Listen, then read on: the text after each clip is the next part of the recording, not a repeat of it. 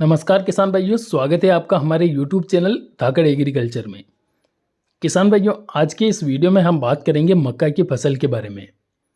मक्का की फसल से बिना किसी व्यर्थ के खर्चे में रिकॉर्ड तौर पैदावार किस प्रकार से ली जा सकती है, इसके बारे में आज इस वीडियो में हम कुछ महत्वपूर्ण बातें आपको बताने वाले हैं, जिनके द्वारा आप अपनी मक्का की फसल से बिना किसी व्यर्थ के खर्चे में अच्छी पैदावार निकाल सकते हैं। तो किसान भाइयों, वीडियो को अंत तक देखिए और वीडियो अगर आपको पसंद आए तो हमारे इस चैनल को सब्सक्राइब जरूर करें।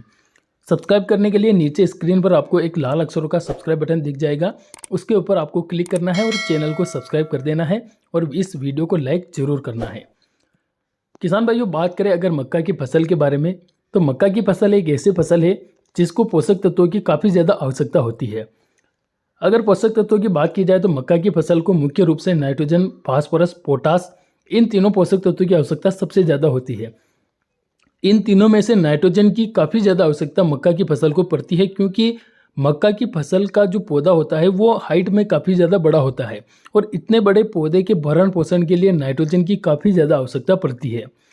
तो नाइट्रोजन की पूर्ति के लिए किसान भाई यूरिया खाद का उपयोग तो करते ही हैं, लेकिन अगर आप बुआई के समय पर NPK 12-32-16 का उपयोग कर लेते हैं तो बाद में आपको बहुत ही कम नाइट्रोजन की आवश्यकता होती है। अब यहाँ पर अगर आप मार्केट में मक्का की ग्रोथ बढ़ाने के लिए या फिर पैदावार बढ़ाने के नाम से कुछ भी दवाई या फिर टॉनिक खरीदने जाएंगे तो आपको मार्केट में बहुत ही ज़्यादा महंगे महंगे खाद या फिर टॉनिक मिलेंगे, लेकिन मक्का की फसल में मुनाफा ज़्यादा नहीं मिलता है, क्योंकि मक्का का जो भाव रहता है 1800 से 2000 रुपये प्रति क्विंटल तक ही मिलता है और एक बीघे में करीबन 12 से 14 क्विंटल जो है मक्का निकलती है।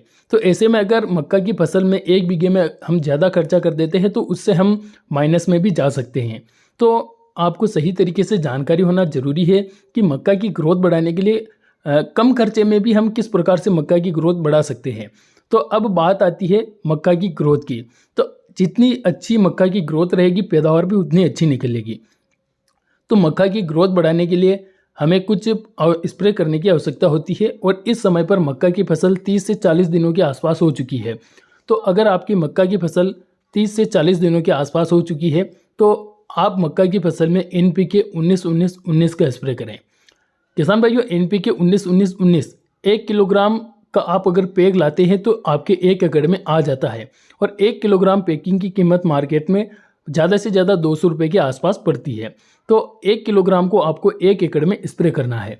NPK 19-19-19 में 19% नाइट्रोजन, 19% फास्फोरस और 19% पोटास की मात्रा पाई जाती है, जो कि 30-40 दिन की स्टेज में काफ़ी ज़्यादा महत्वपूर्ण काम करती है।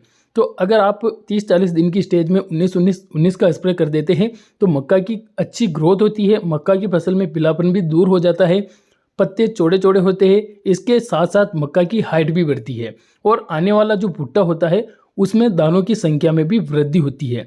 तो आप 30-40 दिन की स्टेज में किसी भी प्रकार की महंगी दवाई या फिर महंगा टॉनिक ना डालें, आपको केवल 200 रुपये का खर्चा करना है और आपको NPK 19-19-19 का स्प्रे करना है।